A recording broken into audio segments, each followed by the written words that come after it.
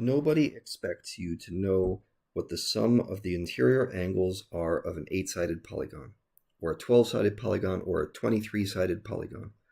But we do expect you to be able to figure it out based on what you know about triangles. Now you can divide any polygon into triangles the way I've shown in this picture right here. I've adjusted this problem so it wants an 8-sided polygon. That's just so I can match the picture and talk about it.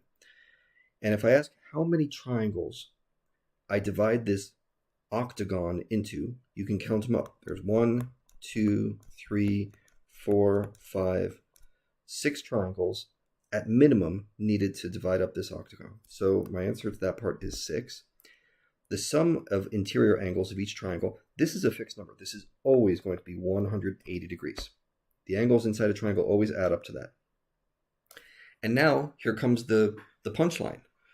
If we want to know how many degrees there are in the interior angles of the 9-sided, or the 8-sided polygon in this picture, all we have to do is add up the number of degrees in all the triangles.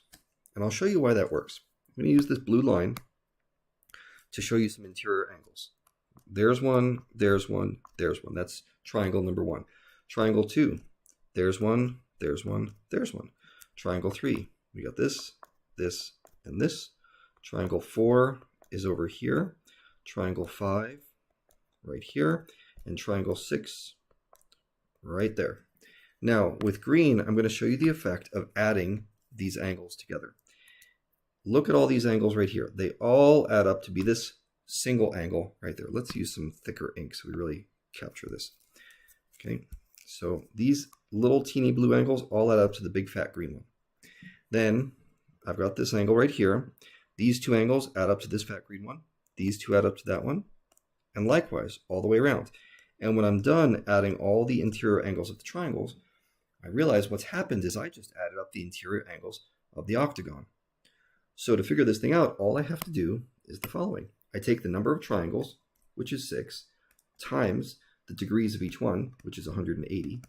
And that's going to equal something big. 6 times 180, 1,080 degrees. Okay, that's the sum of interior angles of an 8-sided polygon. So you can do this trick for a 10-sided polygon or a 20-sided polygon or whatever.